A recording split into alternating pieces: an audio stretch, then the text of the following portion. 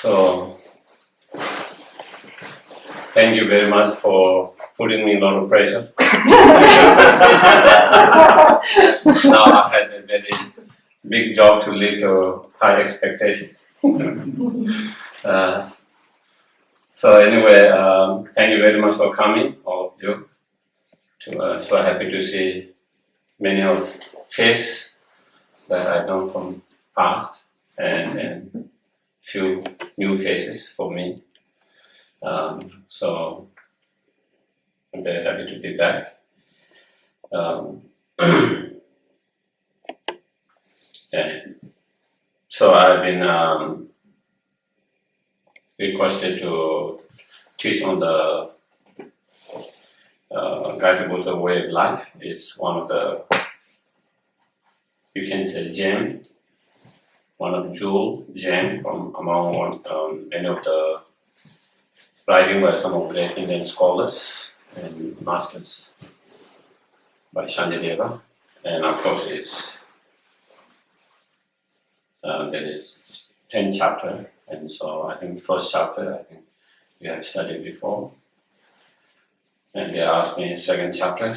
So I decided to teach the chapter 3.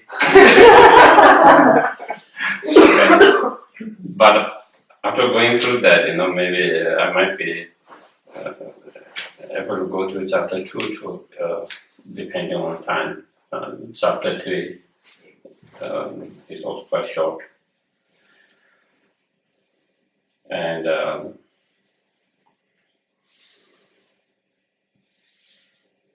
yeah. So that is for next 3 evenings. We are going to follow up that. And you know that this is one of the texts His Holiness Dalai Lama mentioned all the time.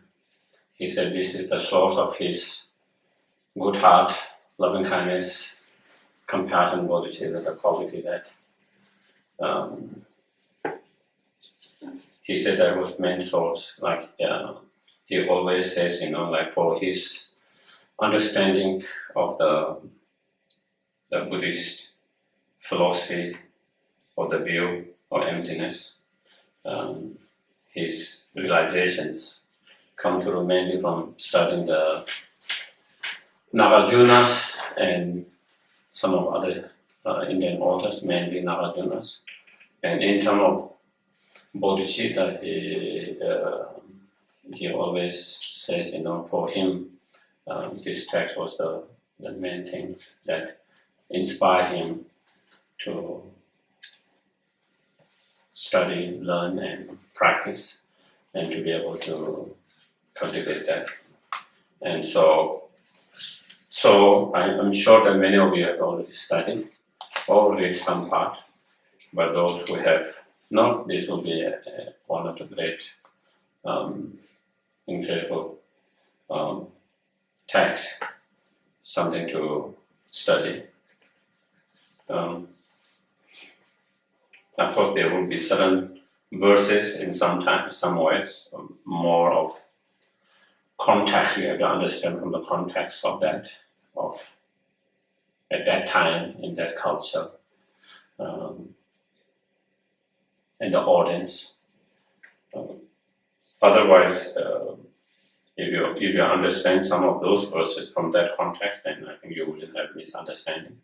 But of course, if you don't have understanding of that context of that whole, sometimes there might be some verses where it might seem quite strange in a couple of verses in some, but otherwise it's incredibly great source of knowledge, and especially on loving kindness, compassion.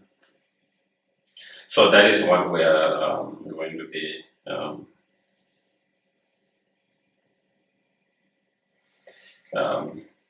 going through during these 3 evenings. So then I like to start as every time I like to start with a short breathing meditation exercise to quiet our mind, so that quiet and calm our mind, and to bring our mind in moment, in present.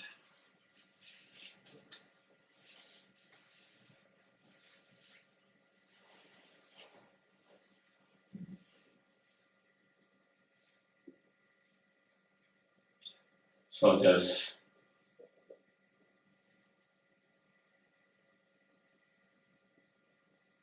make yourself comfortable.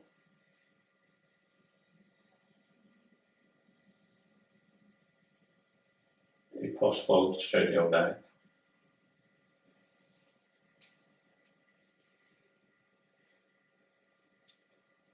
And try to relax.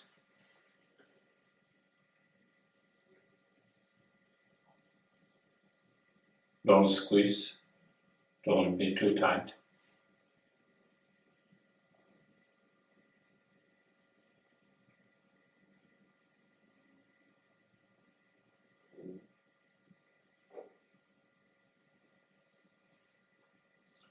And try to feel the weight of your body on the cushions.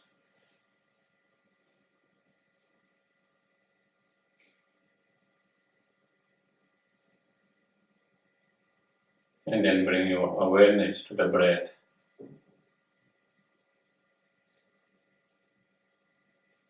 Simply just observing as you breathe in and out naturally.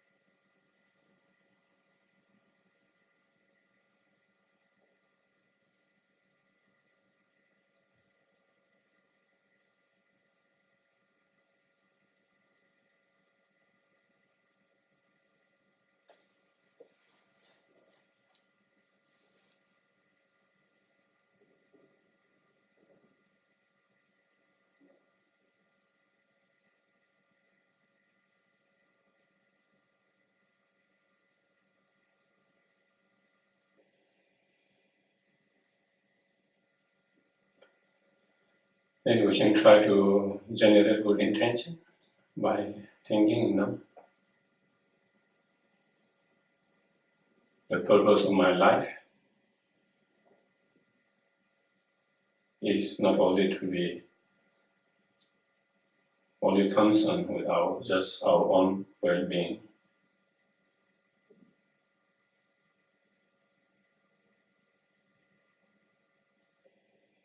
That will be limiting our own potential.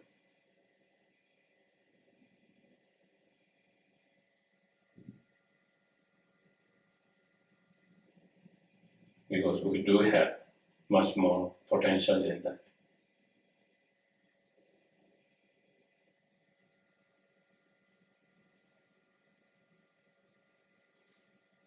Therefore, the purpose or meaning of my life is to help and benefit others.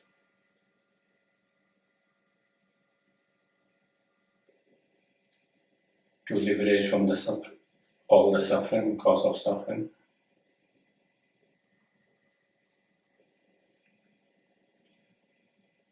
And to help them to lead to not only temporary happiness,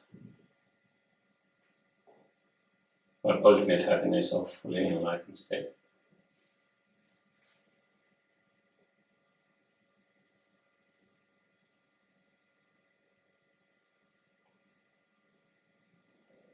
In order to do that, we ourselves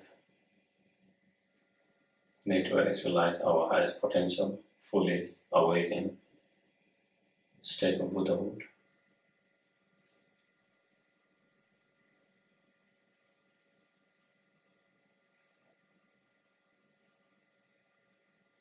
And to achieve that Buddhahood,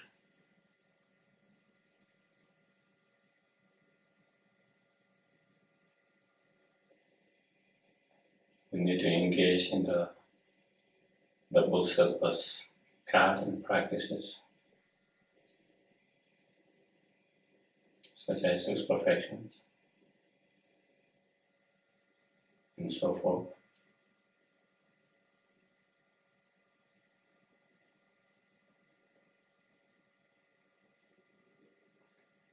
And for that, we need to cultivate highest level of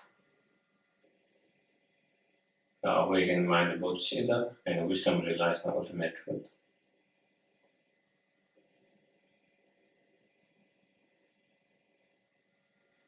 To actualize and fully develop those inner quality realizations,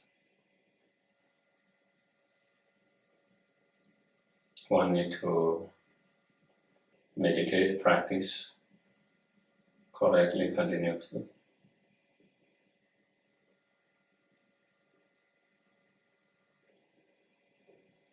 And for that, we have to be reminded of those practices all the time.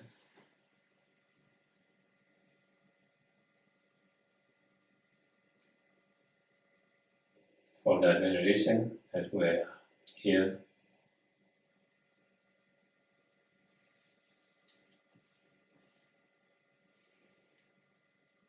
to listen, to engage in discussions, reflection, contemplations.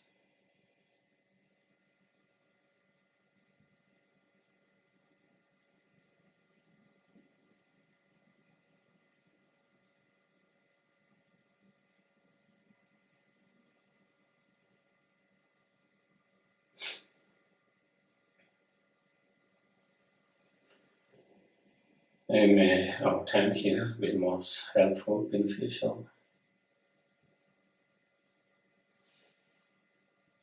and inspire us to work with our mind and to increase our good heart of loving kindness, compassion.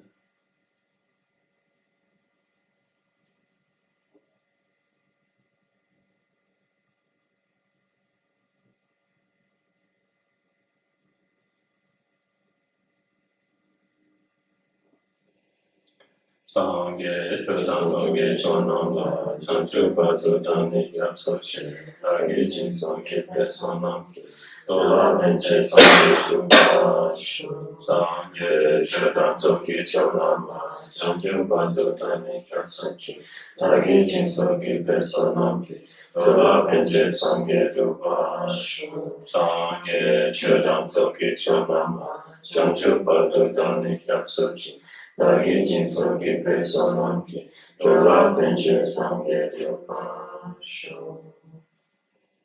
Oye, que yo ni son todos los hombres también son entendidos. O donde la charla.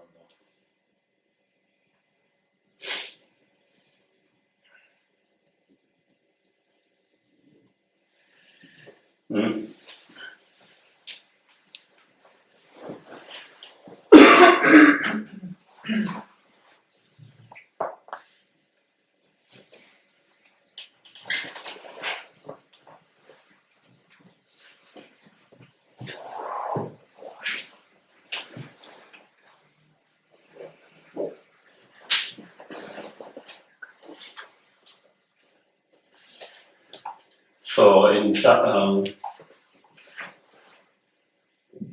the first chapter, Shantideva explained about the incredible benefit and power of the awakened mind of Bodhisattva.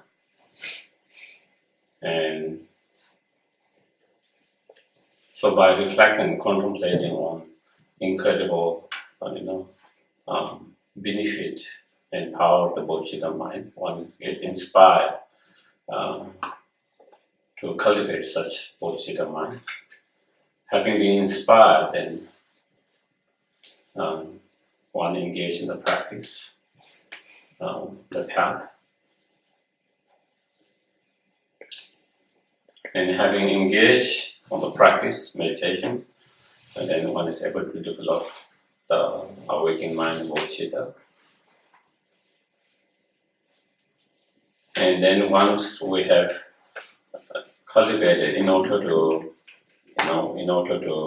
stabilize that the awakening mind, bodhicitta, to stabilize it and to maintain it, not to allow it to deteriorate, but instead to increase and improve, then one try to generate, the engage in the taking of the vows of the Bodhisattva vows, the expiring Bodhisattva vows, which making not only cultivating that strong awakened Buddhism, but making a strong commitment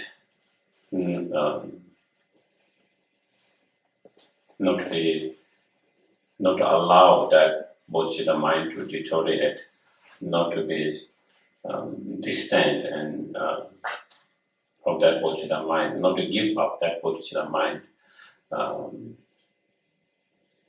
regardless of whatever situations, challenges, difficulties that we might face, making such a strong commitment. And then, even if you have that bodhicitta mind, incredible bodhicitta mind, and you have made that strong commitment, but still, if we don't really engage into the bodhisattva practices, and such as perfection or 4 means of gathering disciples or sentient beings and helping them, then of course you will not be able to achieve the goal that you aspire for, the fully awakened state, so that you can be greatest benefit to all sentient beings as well as oneself.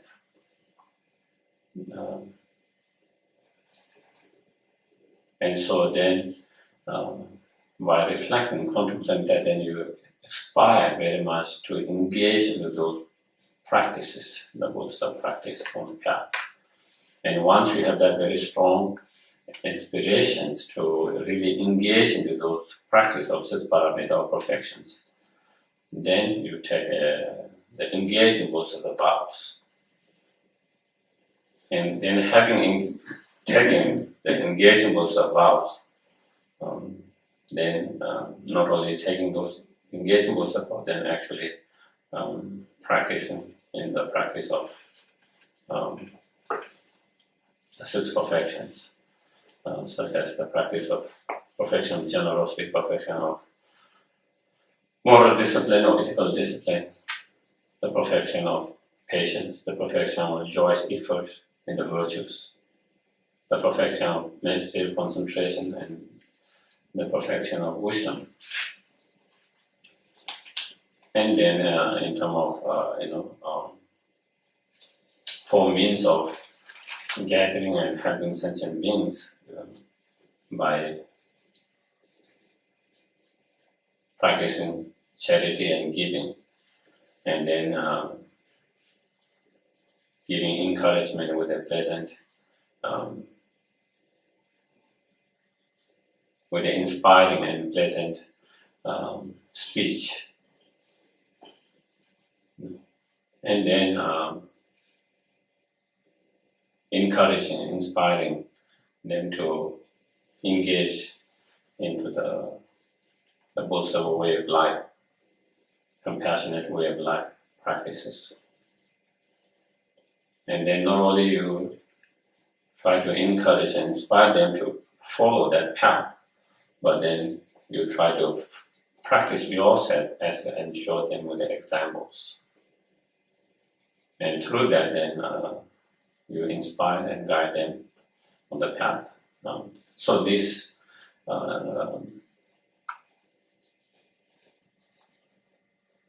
and in order to take the Bodhisattva vows, aspiring and engaging Bodhisattva vows, then there are the preliminary practices. And the preliminary practices, as a preliminary practices before you actually take those vows are, the 6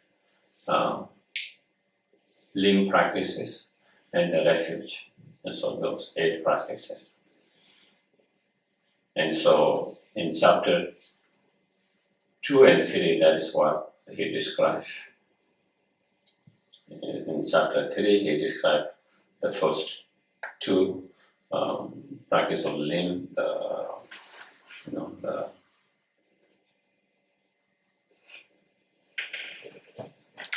mainly the confessions of purification and offering, very detailed, and the refuge, and then some other practices in relation with that. And then in chapter 3, then he continued the other 5 practices. And so that is understanding the whole context where this particular subjects or the chapter fit within that context of the path, just to give some idea.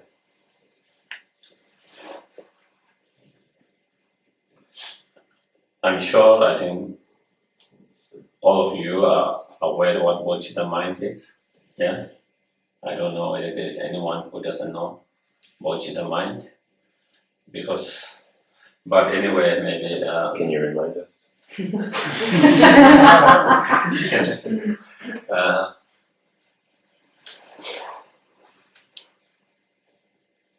Of course, actually, Bodhisattva mind is a Sanskrit term. Bodhi meaning enlightenment, and Chitta means mind, or the mind of enlightenment or mind of awakening. And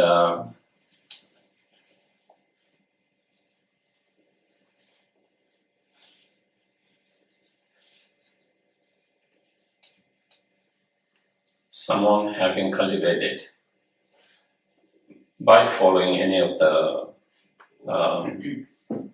methods such as equalizing and chanting self with others, or setting cause and point of cause and effect, 2 main kind of meditation method that you find in Buddhist literatures, or if there's any other form of technique meditations, that basically is to whatever technique meditation you use to cultivate true sense of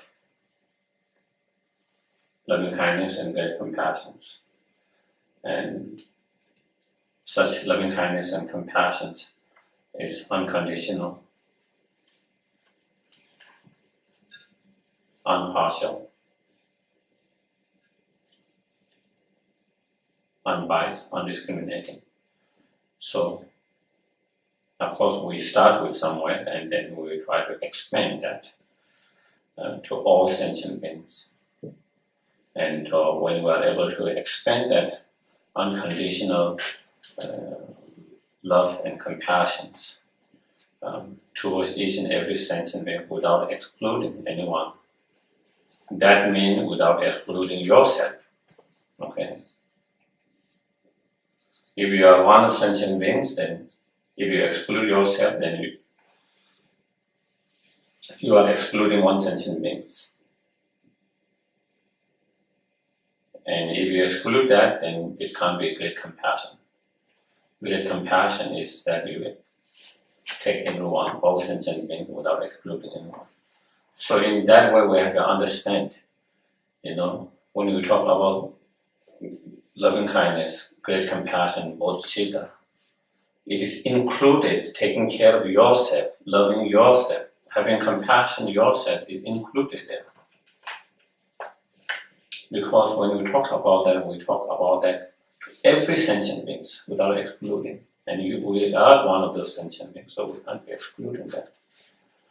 And so therefore, even though in a lot of classical teaching, you don't find much about cultivating love for yourself, compassion for yourself in that way, but it is included there because of it's for all sentient beings. So that is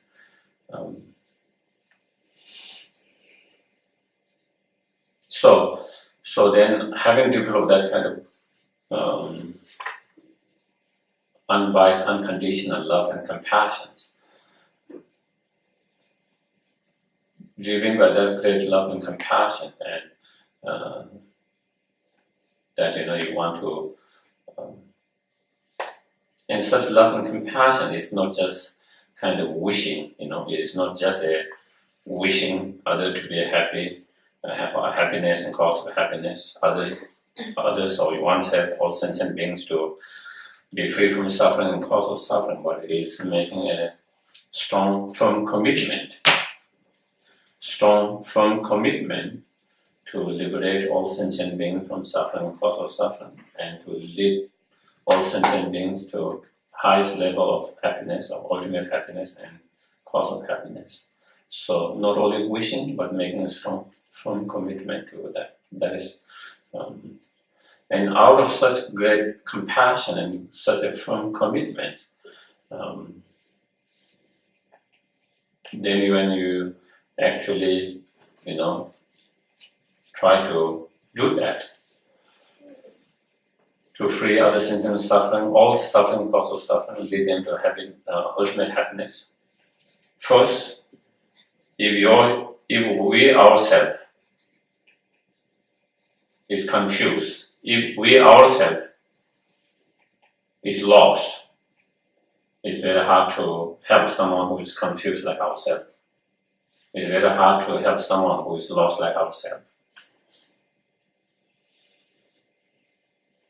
If we ourselves are under the influence and control of delusions, it's very hard to help others to overcome the delusion, free from the delusion, the cause of sufferings and samsara.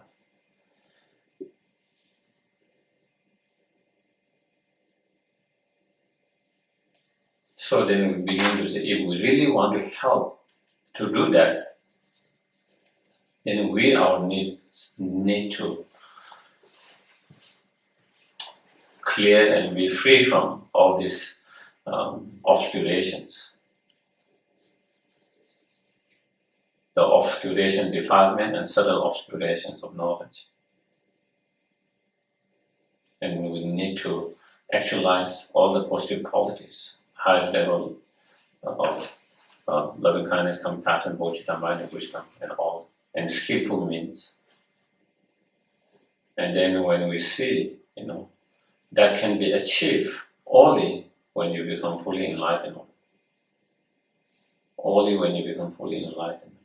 And when you have that incredible love and compassion, and when you have that understanding, then naturally you have a strong inspirations and wish to achieve that enlightenment as soon as possible. Because you see there's a problem, and you have incredible great compassion to solve that problem, and you see that to solve that problem, you need to achieve this. And so you have naturally very strong inspiration to achieve that fully enlightenment, that fully awakened state. And that mind, the wish to achieve that fully enlightenment or enlightened state, with proper understanding what enlightenment is, and driven by those great love and compassion, that mind is then called bodhicitta mind.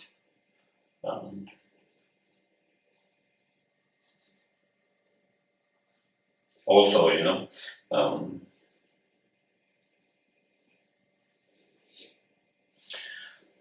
when we are not fully enlightened, and when we are when we still have certain obscurations, even we have the right intention, motivations, such as loving kindness, compassion, to the mind, still we have a lot of limitations in terms of how we can help and benefit others.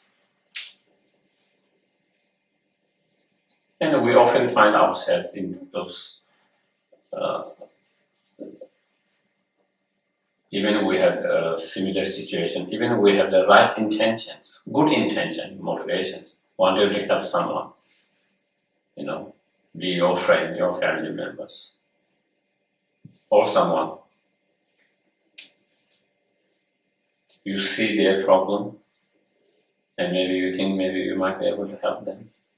Or maybe you want to help them, even maybe you're not sure that you can help. You have the incredible good intention, motivation, wanting to help them. But when we try to help them, sometimes it doesn't always turn out that is the best. That was the best help, best solutions. Sometimes we make things more complicated. The intention is there, but we didn't have the right wisdom, right skill means. We didn't know what was the best. There is the wish to help, but we didn't know what is the best to help that person in that situation, in that moment. Not knowing that, and then that is how, even with the right intention, why we are unable to be as effective in helping others. Because we still have that obscurations of not knowing what's the best, not knowing the person's mind, not knowing the person's predispositions, not knowing person's total situation and what exact action that we should take. And so that is obscuration. And so with that we understand, as long as we have those kind of obscuration, then there's limitations, even with the right intention. And so then, only when you become fully enlightened, then you are free from all this obscuration, then you are able to see without any obscuration with each and every sentient being's mind, their predisposition, their level of mind, and what is the best for that person, long-term, short-term, in that particular situations, in that particular moment, all of that, and then you are able to be much more greater help and benefit. And so therefore, when you understand that, then again, you have that strong wish to achieve that fully enlightenment as quick as possible. And so that's the Bodhisattva mind. Okay? So, and when someone cultivates that Bodhisattva mind, of course, at the very beginning, when we train our mind to develop that, of course, we need for a lot of effort. It requires a lot of effort, a lot of practice, a lot of discipline. But as we practice more and more in our meditation, in our actions, then it becomes slowly require less effort. And then slowly it becomes effortless. Then you are able to cultivate that mind, Bodhisattva mind, effortlessly, day and night, spontaneous, become natural part of you. When you have that mind, then that is when you become Bodhisattva.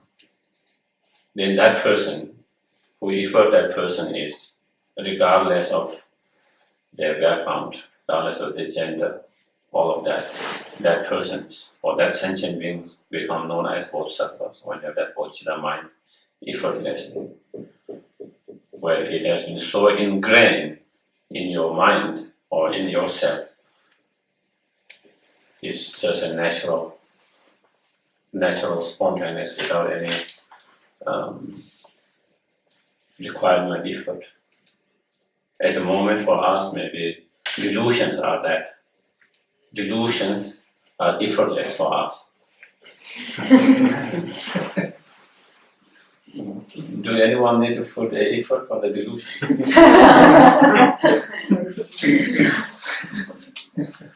Maybe some of you might. Not for me. No. Anger just arises. Certain things happen, certain cause and condition come together, and effortlessly it just explodes. It just arises. You see certain objects and attachment just arises. It's not like you try to put effort to develop that attachment, that anger. Because we are so used to that, because we have been practicing that all our life from beginningless time. So when you try to practice on the positive side, such as bodhicitta mind, and of course, definitely at the very beginning, requires a lot of effort, but then it can become like delusion. Like at the moment, like with delusion with us, effortless. And day and night, when that becomes, then that is what we call. Then that person become the Bodhisattva, known as Bodhisattva. Okay.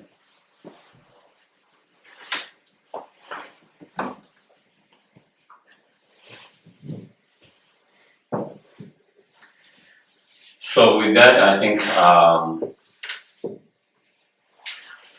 I gave a little bit of background of that.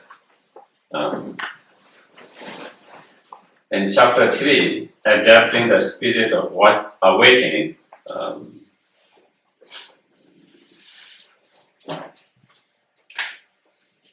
So as I was saying,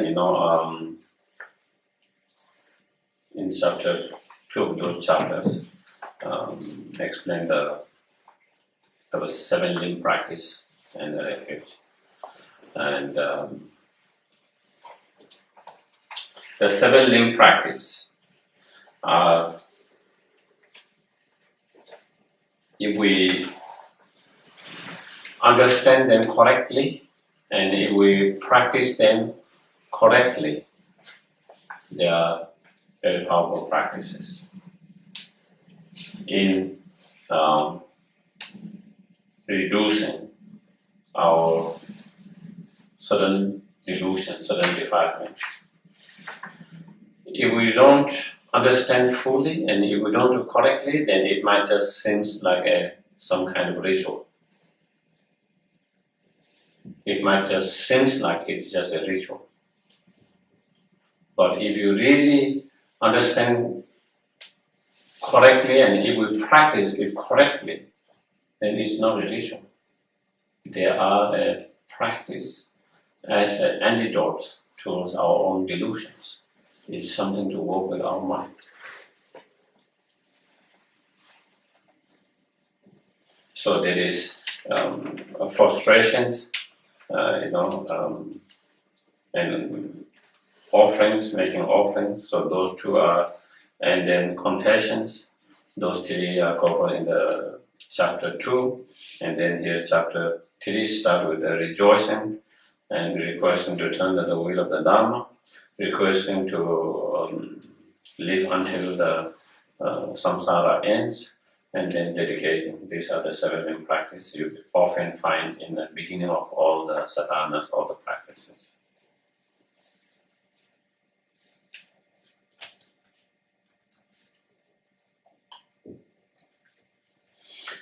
I don't want to go too detailed, but because I thought maybe because it comes, so we should understand a little bit on that.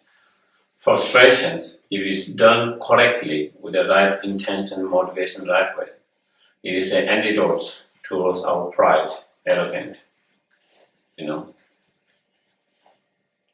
sense of feeling, why should I bow to someone else? Sense of arrogance, sense of feeling why should I bow to someone else? That why do we feel? Why do we feel? Why we don't want to bow to someone? It's some sense of pride. It's pride is making us not wanting to bow others. So when we practice the prostration, not just the act of just throwing your body in that position, but actually with that mind, with that kind of humbleness, humility, and showing with that kind of act, then it becomes an antidote to your pride, sense of arrogance. Then the practice of making offerings, actual offering and mentally imaginations and visualizations, is again not just kind of arranging those offerings physically, but when it is done properly, correctly, with the right intention, right motivation, in the right way, then it is an antidote towards kind of greediness and miserliness, or clinging, grasping, and not being able to share, not being able to give. So with that practice of offerings, we learn to kind of let go of grasping, clinging, attachment, feeling of miserliness, greediness. So it is when it is done in the right way, then it's a practice to overcome those. Confessions, purifications is when we do it the right way, with really understanding how harmful those negative actions are, and acknowledging them and generating a strong regret towards them, and making a strong resolution not to engage into them, engage and repeat such mistake or such negative karma actions again, and then engage in some virtues for that. So when we do it correctly, again, it becomes antidotes towards our negative thoughts and our negative actions. So it's antidote for that. And the fourth, rejoicing is antidote towards jealousy. When you rejoice for others' success, others' happiness, others' goodness, instead of feeling unbearable for someone's success, we actually are very joyful in that. In practicing that is antidote towards jealousy, which has sense of feeling unbearable for someone's success, especially success of someone you dislike very much.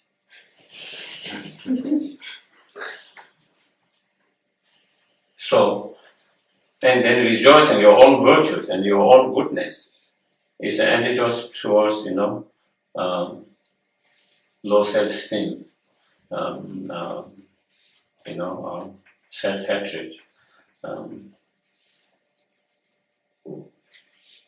and depressions to some levels. When depression is not true, of course, when it becomes very low, then it is another thing, But when it's still not so strong, so it's a way to uplift. When you rejoice in your own virtues, your own goodness, of that is a way to uplift your mind and to help us from being our mind becoming too negative and low about oneself.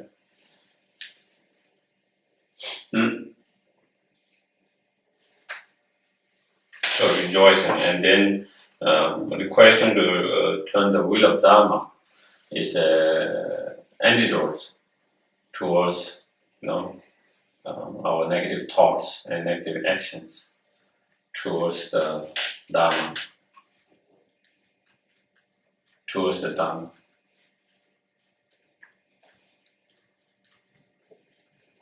When we request from deeply from our heart, then it just shows that we appreciate that. Otherwise, we wouldn't request. from your heart. So when you appreciate and respect, then that is antidote towards being disrespectful towards the Dharma, having negative thoughts towards the Dharma and all that. And then when we request to turn the sixth one to live until the samsara ends, it's an antidote. Again, when it is really done with a really from depth of your heart, if you really feel that way, when you do that, not just kind of reciting it, but from depth of your heart, when you do that, then it is an antidote towards any negative actions and negative thoughts we have towards our teachers, gurus. Because we are requesting from our deep of heart to live forever, because we appreciate, because we see kindness, benefit. So, if you don't have that, then you will not really, from your heart, you will not request them to have to live forever. And so that acts as antidote towards any negative thoughts, any disrespect and all negative action that we have in relation to the teachers, the gurus. And then the seventh is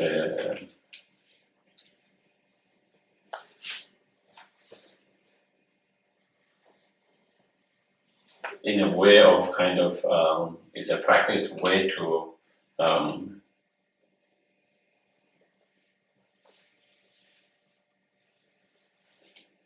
make our virtues very strong, that it cannot be destroyed by anger and wrong views and so forth.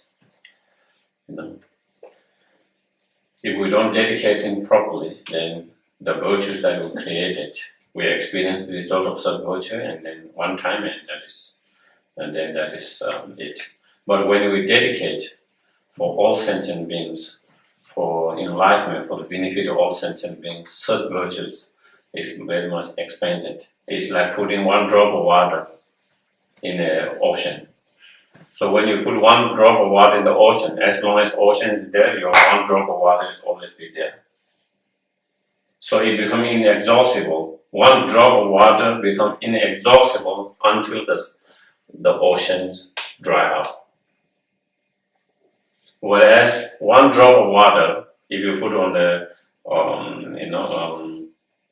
hot or warm rock, it just dry up and finish in that moment. So virtues that has not been dedicated in the correct right way is like that one drop of water on the hot rock. The virtues which have been dedicated for all sentient beings, for the enlightenment, for the benefit of all sentient beings, are a drop of water in the oceans. And so also those virtues cannot be totally destroyed by other negative energies such as anger and hatred, anger and wrong view and so forth. So these are, if we really understand them properly and if we do correctly, then it's not just kind of just a ritual. It's something related with training our mind. Training our mind is something related in reducing those delusions.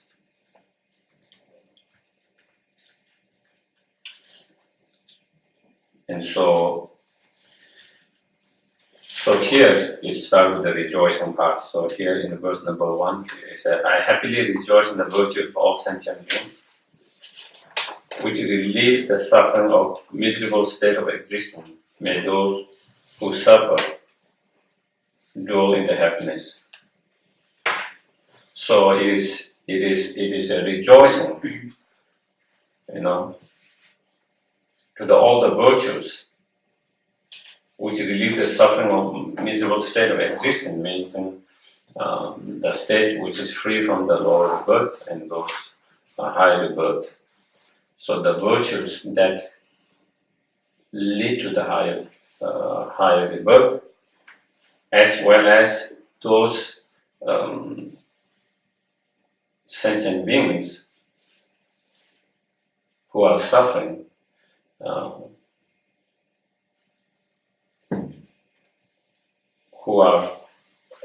alone, and who are free from such suffering, intense suffering, and who have, temporary happiness. So rejoicing in the temporary happiness the sentient being in the higher rebirth has, as well as the virtues that lead to that happiness and such highest rebirth. So rejoicing in that. Then second, rejoicing is, feeling joyful in that.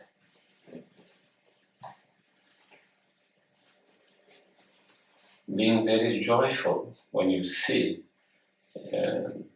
joyful in the happiness of those higher rebirth and the cause, the virtues that lead to such higher rebirth and happiness. And then second, I rejoice in sentient beings' liberation from samsara of cyclic existence, and I rejoice in the protector of Bodhisattvas, Wood and Buddhas. So here, I rejoice in sentient liberation from suffering of cyclic existence. So it's a rejoicing to the liberations, the happiness of liberations, and the virtues that lead to liberations. Okay.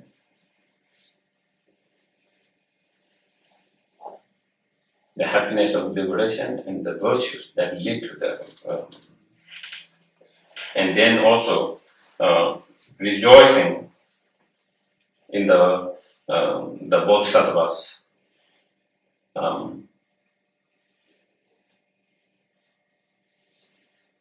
happiness, and the happiness of Buddhahood, the ultimate happiness of Buddhahood, and the happiness of different level of the Bodhisattvas on the path, as well as all the virtues and practice that lead to the Bodhisattva path and Buddhahood. So, rejoicing in the such as the practice of bodhicitta, six perfection, all of that lead to the Bodhisattva's path and Buddhahood. So, with that is a rejoicing to the state of happiness, samsaric happiness or the higher rebirth, and the virtues that lead to that, the happiness of liberation and the virtues that lead to that liberation, and the happiness of the Bodhisattva and the Buddhahood and the virtues and the practice that lead to that. And of course, we can also,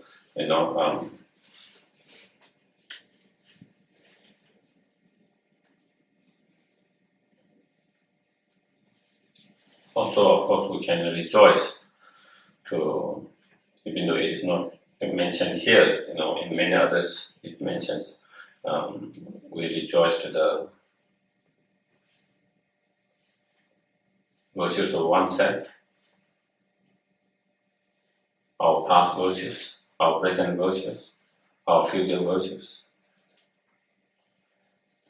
And then we rejoice to the virtues of the Gurus, we rejoice to the virtues of the Buddhas, we rejoice to the virtues of the Bodhisattvas, different bhumi and different paths. We rejoice to the virtues of Arhat, we rejoice to the virtues of those on the path, on the Arhat, and we rejoice to the virtues of all other ordinary beings, as well as happiness of all of them. And then third, I rejoice in the teacher's oceanic expressions of awakening, spirit of awakening, which delight and benefit all sentient beings. And so this is particularly rejoicing, especially rejoicing in the Bodhisattva's incredible practices. The Bodhisattvas who are totally dedicated their life to other sentient beings' happiness and benefit. Not only who have dedicated their whole life for the happiness and benefit of others. Temporary happiness, ultimate benefit. But who has incredible joy in being service to others. That is something we can always rejoice, inspire ourselves. Sometimes when we try to be nice, kind to others, while we are trying to be nice and kind, but it's sometimes hard to reach delight in that, feel kind of burden. Maybe at the very beginning you have some good intention, motivation, wanting to help, but in the process when you are in helping, you started to think, what did I get into? Did I make the right decisions? And all of that. There is no delight, joy in that actions. And instead, it becomes a burden. But the true bodhisattvas, they don't feel that burden. There is incredible joy and happiness in being service and in being able to be benefit and help to others and in engaging that actions. And so then it's something we can really rejoice and something we can really aspire ourselves.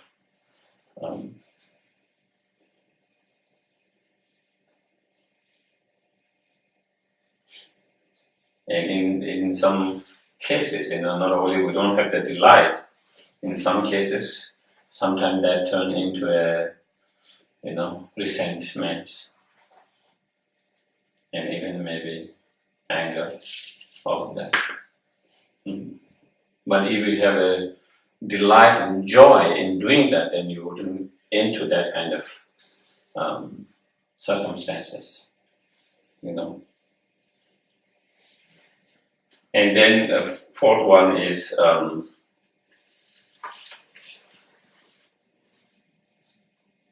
requesting to turn the wheel of Dharma with folded hand into my actions, showing a respect. I beseech the fully awakened ones, so all the Buddhas as well as the Gurus in all 10 directions, that they may kindly kindle the light of Dharma for those who fall in the suffering or into the confusions. So, due to our ignorance and confusions, then anger, attachment arises. And due to anger, attachments, and ignorance, then we engage into a lot of unskillful, unhealthy actions, harmful actions. And due to that, sentient beings suffer. And so it is due to that confusion and ignorant state. And so requesting the Buddhas and the Gurus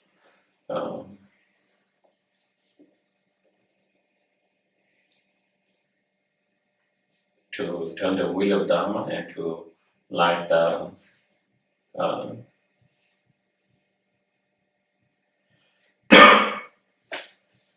through the light of the Dharma to dispel the darkness of confusion and ignorance, and thereby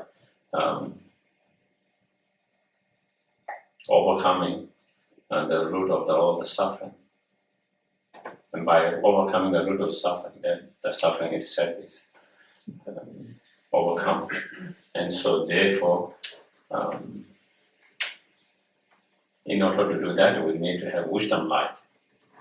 The wisdom light that recognizes or understands the reality to cut that confusion, ignorance state. In order to develop that wisdom, we need to practice, meditate.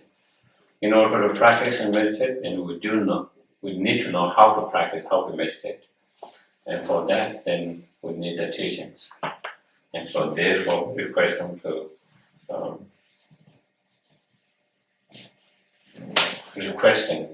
to teach and turn the wheel of Dharma for that. And then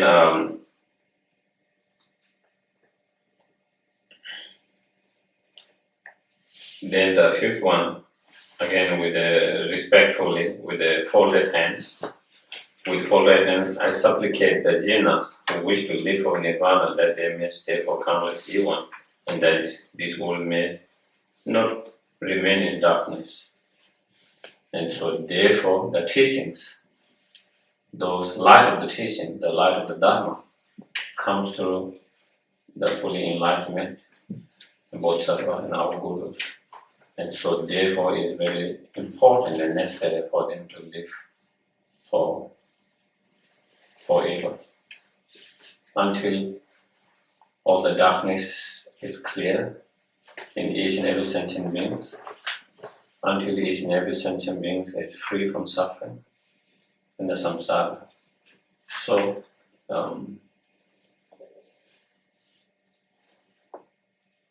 making that request is important to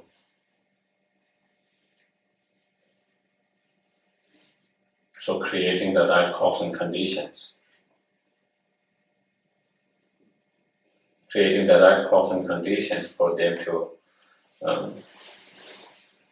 live for long, so that they continue to guide.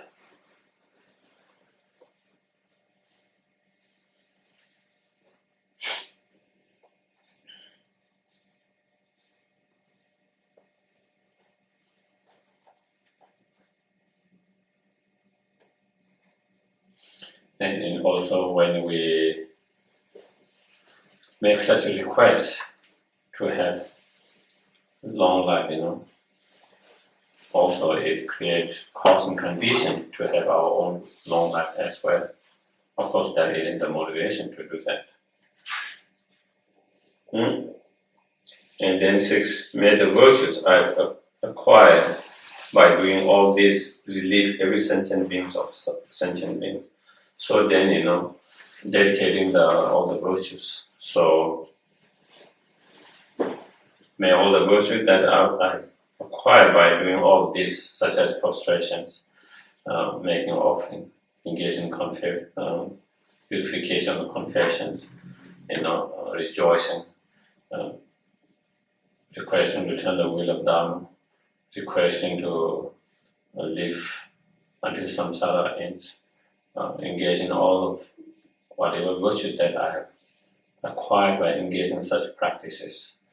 May all of them become cause and conditions for to relieve the suffering of all sentient beings. So dedicating to all sentient beings. So, at the very beginning of our practice, we try to have Bodhisattva motivations. Whatever practice that we are engaging in, such as 6 limb practices, that one is doing not just for oneself, but for all sentient beings. Not only for all sentient beings, but for a higher purpose. For all sentient beings to free from all the suffering and cause of suffering, and in order to lead them to not only temporary happiness, but ultimate happiness of full enlightenment. So to have that kind of bodhicitta mind, motivation at the very beginning, and then of course in the middle we try to actually practice of whatever practice, those such as limbs practice. And then at the end, whatever positive energy, karma, virtues that we have created, instead of dedicating for our own personal long life, good health, prosperity, happiness, we try to dedicate for all sentient beings. And when you dedicate for all your sentient beings, your all is included there. I don't have to think for my happiness. When I say all sentient beings, I'm one of sentient beings. So I've already dedicated for myself in that way is included. You don't have to feel that I didn't dedicate for myself. When you really dedicate for all sentient beings, then you are included in them. So in that way, again, it's all about how can we make all those practice from every aspect much more powerful, much more greater, much more broader, instead of making it very narrow, limited. And so we try to do that in terms of motivation, in terms of the practice itself, in terms of the end completion of that through dedications. And then making specific dedicating for specific purpose here. So then here he said 7, may I be medicine and physician for sick. May I be their nurse until their illness never how you call it? Recurs. So, sentient beings are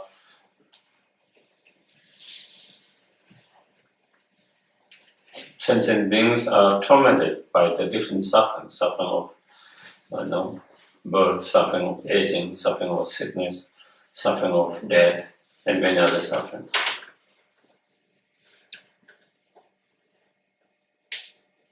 Even though each of those sufferings are unbearable, but sometimes the suffering of the sickness seems to be one of those that could last, for in some cases whole life. Some of those chronic disease, sickness, aging, maybe later part if we live enough, maybe the aging, death, maybe it could be very short, it could be a little bit long for some people, but we have sickness, and so therefore, and taking care of the sick people, definitely sick, poor, most needed. The Buddha encouraged very much. He himself used to take care of sick monks a lot, personally, even though he has other students who can take care of them, but he Buddha personally, used to take care of the sick monks, even though he could have just ordered someone to do, but again, with his own example, he shows how much important, just to show how important it is to take care of each other in general, and especially those who are sick and dying. And he did that very much himself. And he admires and also talk about the benefit of that. And so those who are Bodhisattva or who aspire to be Bodhisattvas, who aspire to follow the Bodhisattva path, then we also try to help as much as we can in practical actions whenever there is possibility. Whenever there is possibility, opportunity, and we try to help. At the same time, we try to make those prayers and dedicate for us to be able to be such service and helpful in the future as well. And so, dedicating ourselves to be the medicine and the cure, treatment, whatever those cure and treatments, and the physicians for sickness, as well as a helper, nurse or helper, assistants, whatever their help, whatever their needs are. Whatever their needs are, may we be able to be that and help them until those illness are fully recovered, cured, and the illness never recurs. And then again dedicating with a showers of food and drink, may I overcome afflictions of hunger and thirst. So again, whenever possible, that there is opportunity for us to help, to offer a food, drink for those who are hungry, thirsty, in whatever way. We try to, on practical, on action level, we try to be as much as we can. And also then we make a strong prayers and dedicating all the virtues that may we be able to provide, become ourselves food and drink, and provide them relief from the suffering of hunger and thirst in the futures. And may I become a food and drink during times of famine, especially during the famine when people have even more sufferings of food and drink. Then may I be food, drink, may I be able to help them to overcome the suffering of famine, like that. And 9, may I be an inexhaustible treasure for the destitute, with a various form of assistance. May I remain in their presence. So, those who are poor, suffering with poverty, destitute, then he is saying, may I be inexhaustible treasure, whatever their needs are, whatever their temporary, long-term needs are, may I be that, and may I be present and may fulfill all their needs.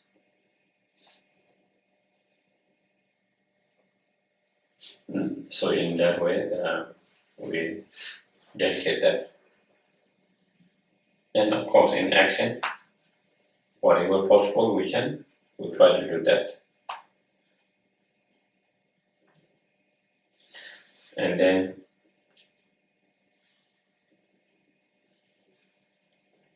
the practice of then engage in the practice of generosity, charity. In this, Shantideva guides Bodhisattva way of life,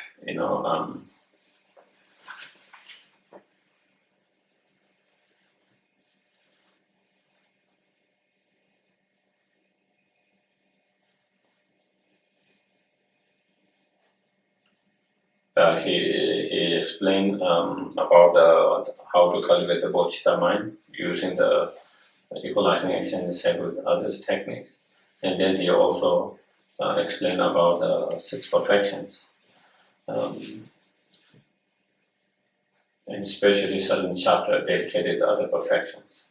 The 4 and 5 is dedicated. The 4 and 5 explain the practice of perfection of moral discipline or ethical discipline, and then 6, the perfection of patience, 7, the perfection of joyous effort towards virtues, 8, perfection of meditative concentration, 9, perfection of wisdom, and 10 is the dedication. But he doesn't have a specific chapter on practice of generosity, which is the first perfection of wisdom. And he didn't do in this chapter because in one of his other writings, he has very detailed in that. What do you call love in English? It's another writing by him. In Tibetan it's called Labdip. It's Labdip. Compendium of the training. And so in that he explained very, very detailed on the practice of generosity. So he didn't want to go so much detail here. And so, but he covered about generosity here and there in different chapters, even though there is no one particular chapter on that. And so you can see a little bit in this chapter as well, and with the next few verses. So here he said, for the sake of accomplishing the welfare of all sentient beings, I freely give up my body, enjoyment, and all my virtues of 3 times. So here,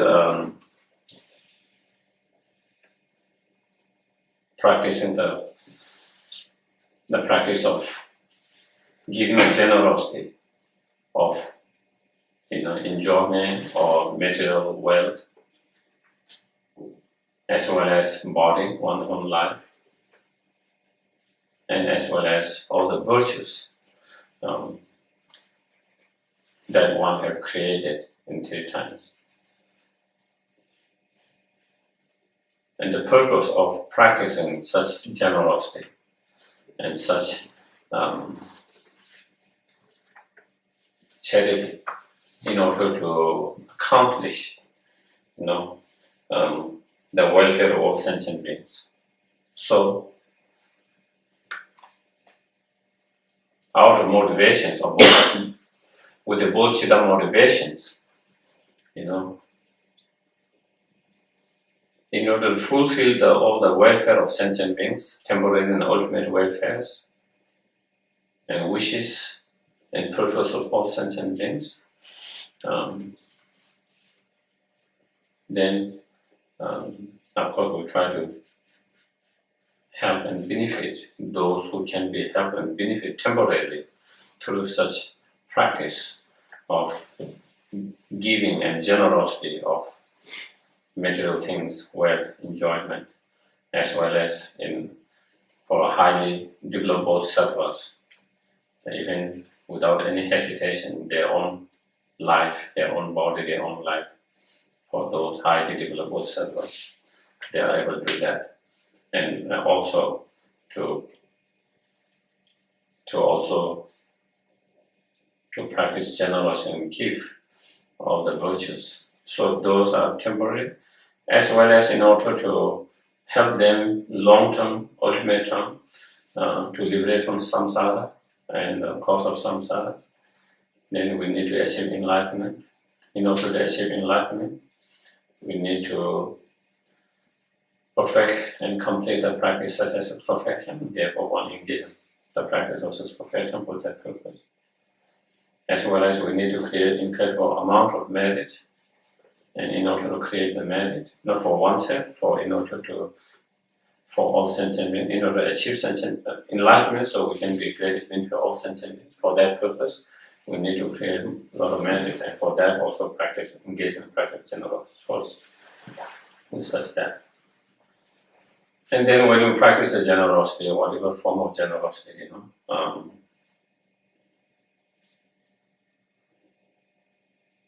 whether it's the practice of practicing generosity of material things, whether we practice the generosity of knowledge, dharma,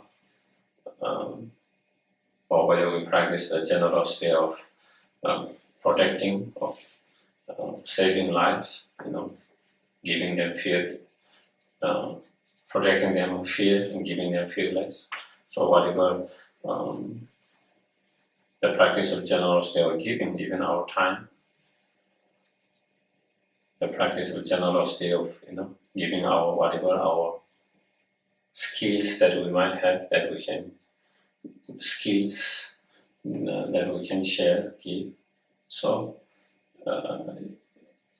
the practice of generosity shouldn't be kind of limited in just some of those lists. That's just an example of some. But there are so many different ways we can practice generosity. And whatever objects or form of generosity we practice, we try to practice with the motivation of bodhicitta mind. And when we practice, we try to practice and give it without any conditions, without any expectation in return. We have to train to do that when we give and practice is generous. And when you practice, we try to practice with a great respect. And then after practicing the generosity, whatever form, we dedicate all that virtues for all sentient beings.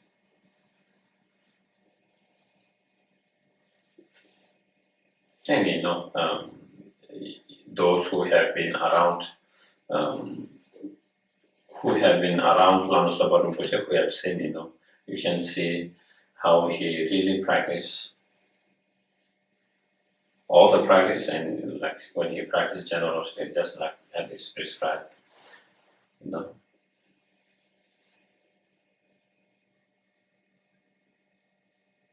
He take time to have that motivations, and when he offered very respectfully, bowing down, even for those like beggars, with hand folded, bowing down.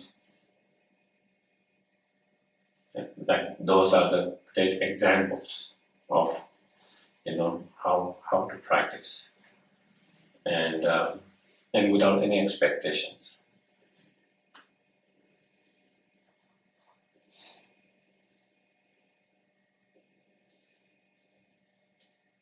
And I've often heard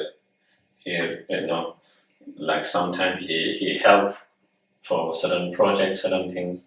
Sometimes some people misuse those help, sometimes that often happens sometimes.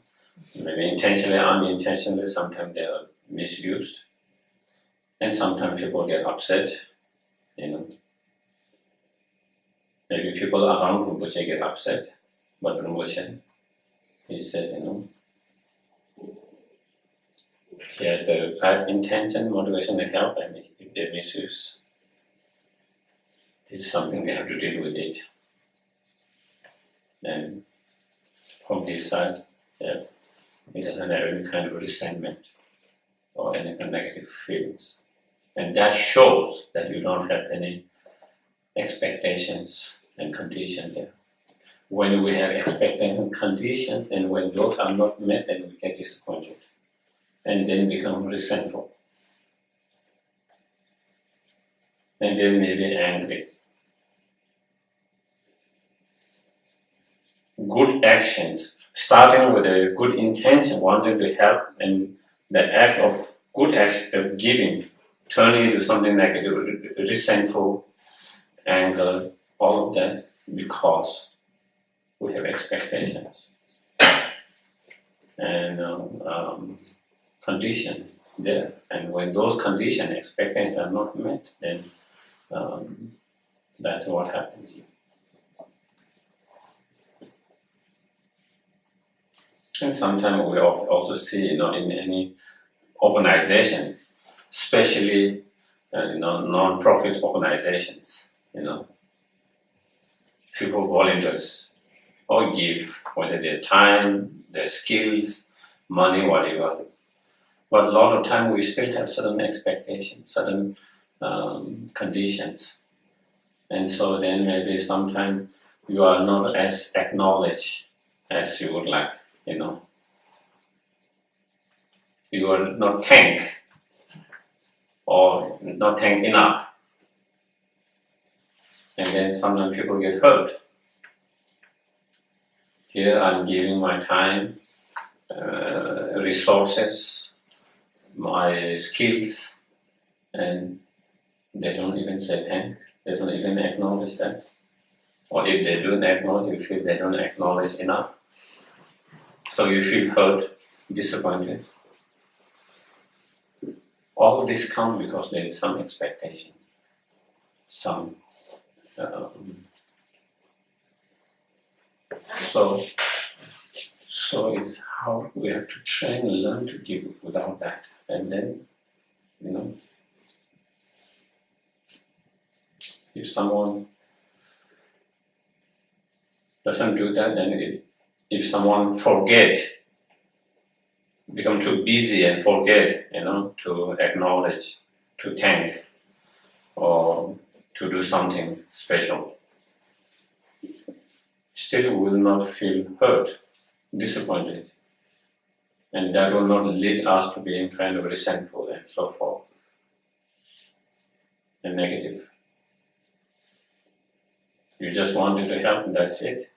And you are able to help, that's it. Regardless of what whether they thank or not thank.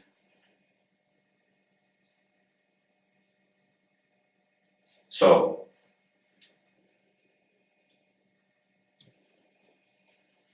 those are the things that we need to learn and train. Sometimes it's not easy, then it's not easy. But if we can remind ourselves all the time,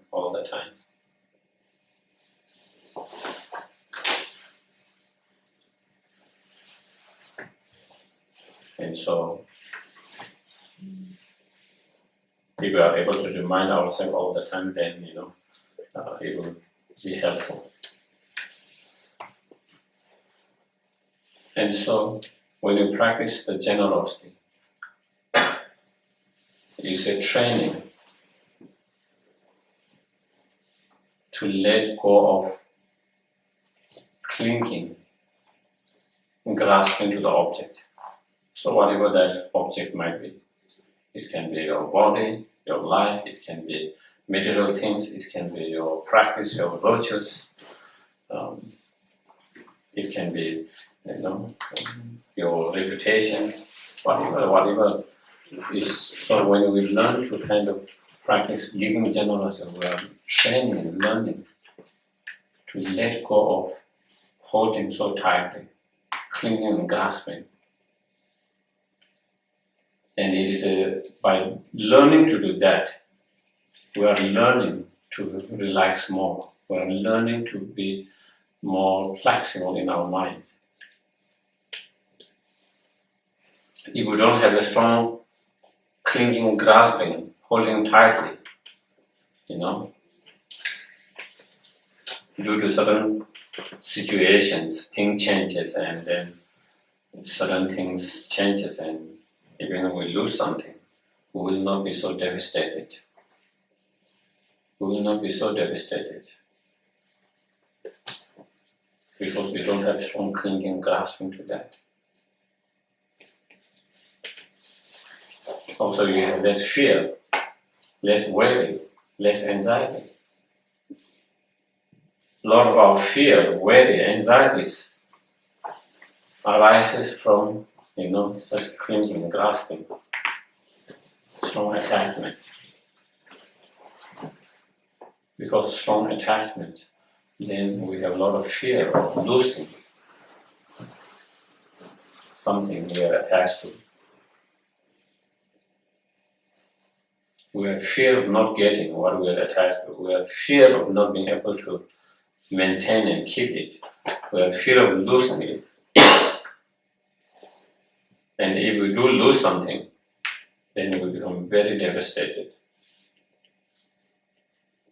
All why? Because of that, attachment, clinging and grasping.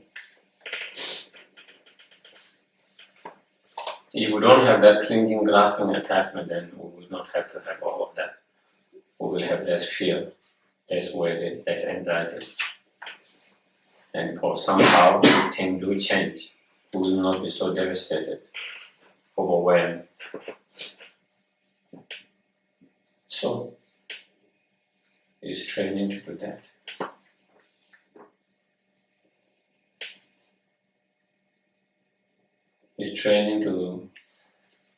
It's also practicing how to make most of all of that, most of those objects, most meaningful. How to make it most meaningful.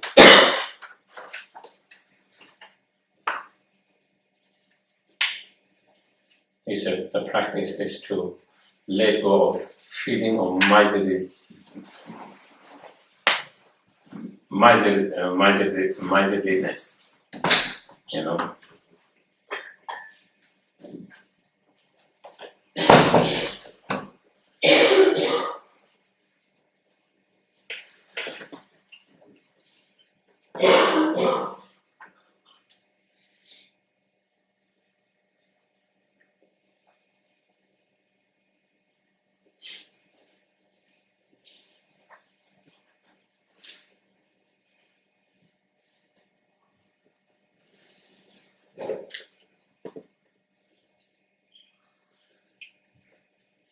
So that is, and then 11 is surrendering everything is nirvana in my mind, 6 nirvana. If I must surrender everything, is better that I give it to sentient beings.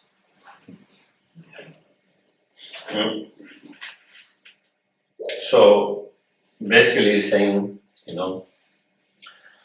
when you are able to give and let it go, when you are able to give up clinging, grasping, attachments, and to be able to let go of those objects, that is what nirvana. Nirvana is when you are able to let go of clinging, grasping. And the practice of generous giving is training, learning to do that, to let go of clinging and grasping. And so if we wish to achieve liberation, nirvana, and full enlightenment, then we have to train to let it go of clinging and grasping, attachments. And the way to let it go, clinging, grasping, attachment, is to give away those objects of those attachments. And so here is saying,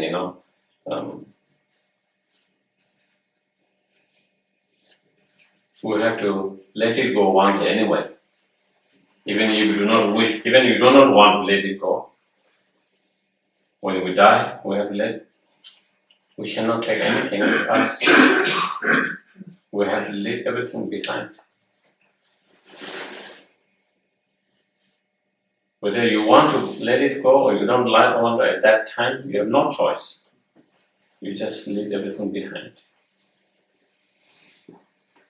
So something that you are going to be separated anyway, why not make it most meaningful while at the moment? That is the point.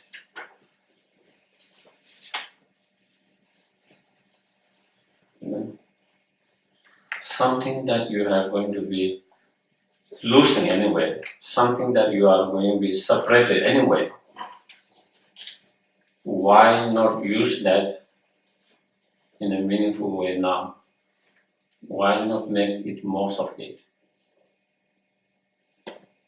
Why not make it to create more virtues, more merit, so we can become fully enlightened soon for the benefit of all sentient beings?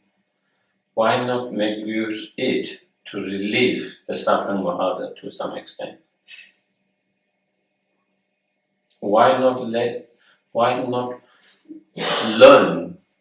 use it to learn to let it go?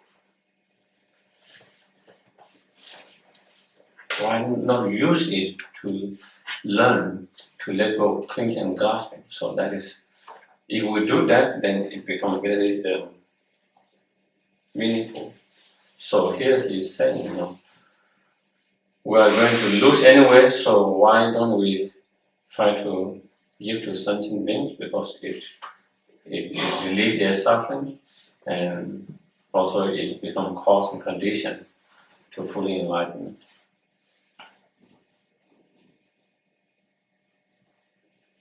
Also,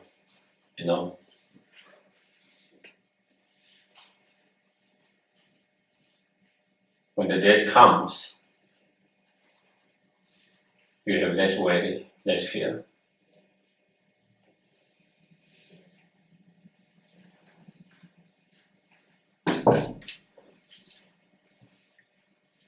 That is one of the advice peaceful dying they give, to clear all these things, so that you don't have to worry at the time of death.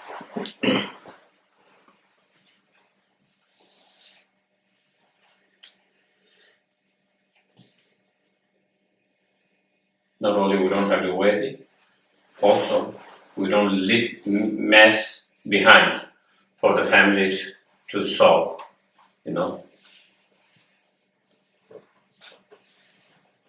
A lot of time people die, then there's a lot of conflict after that, because things are not solved, not clear there. And so instead we try to make most of it while we're still alive. So that is what it's saying.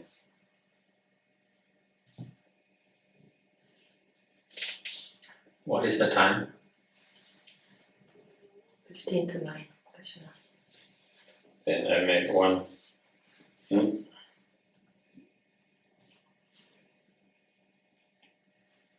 For the 12, for the sake of all being, I have made this body pleasureless. Let them continue to beat it, reveal it, and cover it with filth. So here saying for those Bodhisattvas, who have dedicated all their dedicated the body, their life, their enjoyment, wealth, and all the virtues to that. If you are totally dedicated on your mind, that in a way now it belongs to them. In a way now it belongs to them, others, because you have dedicated from your mind to them. Since you have totally really dedicated for others, so since it belongs to them, if they misuse it, it's not your problem. So if it's your no problem, why should you be so upset about that? Unhappy and upset about it, it's same. If they kind of misuse it. Whether things that belong to them, whether they want to put here or whether they want to put here, whether they want to save it or whether they want to put in garbage, whether they want to save it, whether they want to break it, it's up to them. It's theirs. So he is saying for Bodhisattva, because they are totally dedicated, so in a way it becomes theirs, and so therefore if they misuse it, then but with that understanding, then you shouldn't be so unhappy and so upset and angry about that. So that way we learn to be, even their actions might not be kind actions, their behavior might not be a very kind behavior. Still, how can we keep our mind undisturbed? How can we keep our mind unagitated, still calm, peaceful? That is the key. And so there are many different ways of thinking and meditations, analyzing to do that. Here, one way of doing it is that by thinking you have already dedicated to them, and so it belongs to them. Therefore, if they do that, then you shouldn't be so upset of that.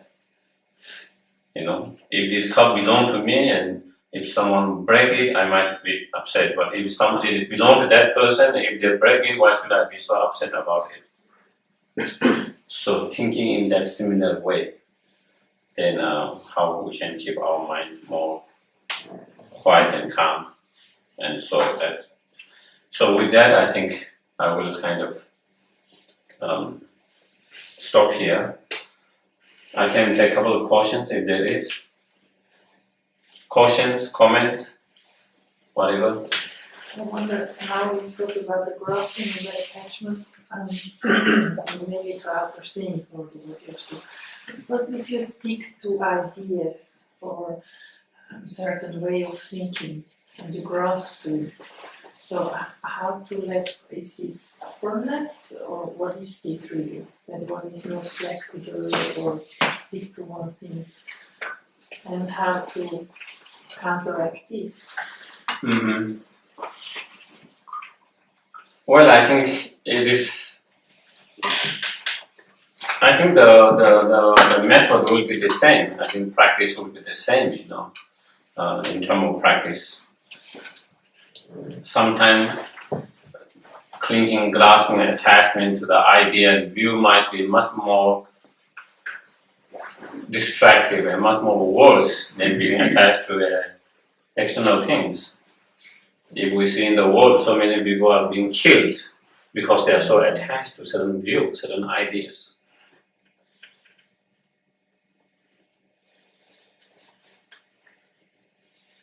So many conflict, among different among different religious groups. Even within the one religious group, there are conflict. In terms of politics, there's a lot of conflict of different views. And in every different aspect of the life, there's so much, because we have so fixed idea that we are right, others wrong, and clinging and grasping to that, and that becomes a big problem, big problems. I think that is much more big problem than me being attached to my iPhone. It's a problem, but if I'm so attached and clinging to my belief and think others are totally wrong, then that can be a big problem. That could be anything. So definitely, definitely we have to learn to kind of let go of clinging and grasping and that, And so, like for example, Shantideva, I think in chapter 6, he go through about if someone kind of, destroy holy objects, why we shouldn't get upset and angry and cling on that by knowing, by them destroying the holy object, it's not going to really hurt the Buddha himself. It's not going to hurt the Bodhisattva themselves. And so therefore, why should we get so upset and angry and cling to that? And also Sanpi use similar, if someone is criticized and be very negative about your guru, your teacher, why should you be so upset about it? You shouldn't be upset about it then. And so he used all these different reasons and logic with all of that, being attached to certain concepts and certain ideas of that, all of that. And so definitely we have to learn to let it go, and and so meditating on death impermanent can be helpful. Meditating on impermanent can be helpful. Meditation on emptiness can be helpful.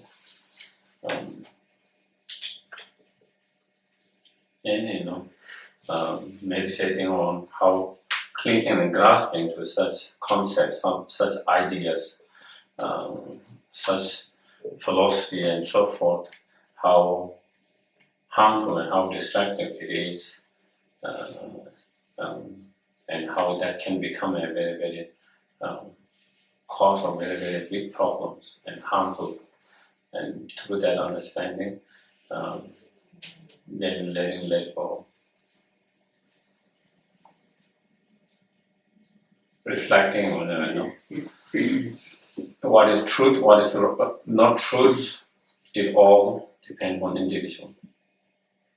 Something which is truth for me might not be truth for others. So therefore, just because it's truth for me, that doesn't mean if others have some different view, then they are wrong. It might be wrong for me, but it's not wrong for them. So understanding that and being more flexible in that way, sometimes we have this concept, because it's true to me, therefore it must be true for everyone else.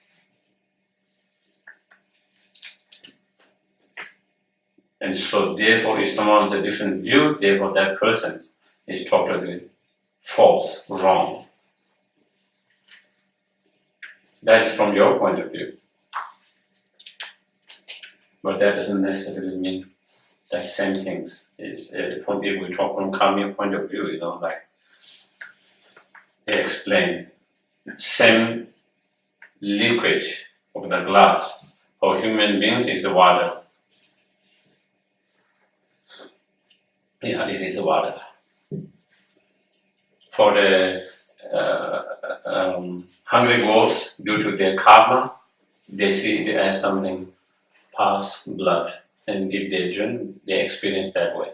Because of their karma, they experience differently, they see differently. Their reality is different than our reality because of karma, different karma. And for certain celestial beings, it's a different reality. They experience that nectar. It's the same object, but due to different karma, they experience differently. And for them, it's a different reality. Each of us different. For human beings, from our human being point of view, this is water. But from their point of view, it's a different thing for all of them. And all of them are true in their own world. And for all of them is reality in their own world. And sometimes for me, it helps to bring that concept in our everyday life and with other things, so then we don't get so fixed about it. Of course, we have our own belief, but that doesn't mean that it's true for everyone else, and therefore we shouldn't be so rigid and inflexible in thinking that, and that way of thinking. To me, that using that example of hungry ghost, human, and that, and how they experience different reality, and to bring that examples, metaphor or example also in our human realms, help to be a little bit more kind of flexible, a little bit more flexible, a little bit less rigid. Yeah. And what are the 3 times mentioned in verse 10? Yeah, past, present, future. Okay. Yeah.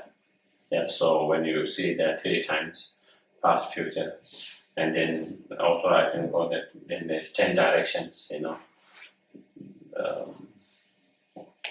The main 4 directions, and then what you call in between, south, east, west, like that. What you call sometimes. Do you know? Like between 2, northwest, 4 of them. Yeah, like you mean northwest. Yeah. I don't know if there's a name. So then 8 of them, and then up and down. So that was the 10 directions. So I think we probably came in one of the sentence 3 times in 10 directions. So 10 directions. All the Buddhas or Bodhisattvas of 10 directions and 3 times like that. Yeah. Okay, so if you don't have question, then we'll stop here, and we'll do the dedications.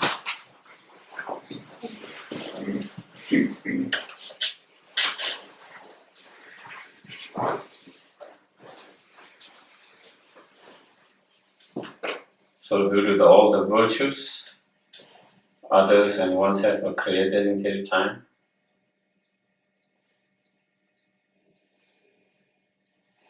May we be able to achieve Buddhahood, fully enlightenment as quick as possible, and lead all sentient beings to that fully enlightened state. Yavadi nyoto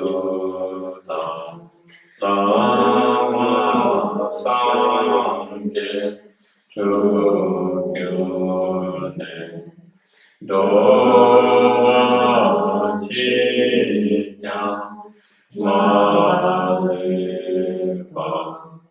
Esama Vipasho. We also dedicate all the virtues for oneself and all sentient beings to actualize the Bodhisattva mind and wisdom realizing emptiness as quick as possible. And those who have already actualized, not to diminish, but increase more and more. Chacho sencho rinpoche, ma ke pa ma ke kyoche, Kewanyang Pame Payang Kole Kondu Shu. We also dedicate all the virtues for the long life of His Holy Dalai Lama, Kali Lama Sabar Rinpoche, all the gurus, all the holy beings, for them to have a long, healthy life, all their incredible, noble deeds and projects and wishes be fulfilled.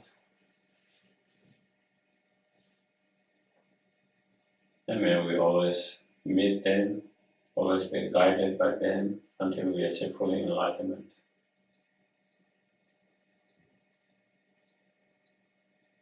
And always please them through our practice.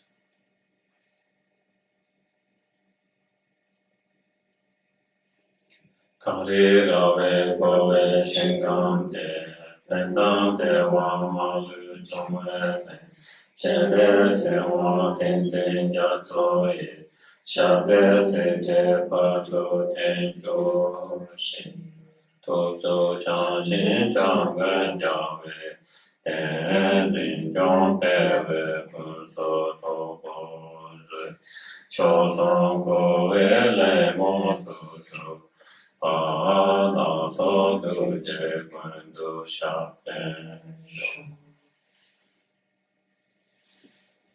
Thank you very much. Thank you. Thank you.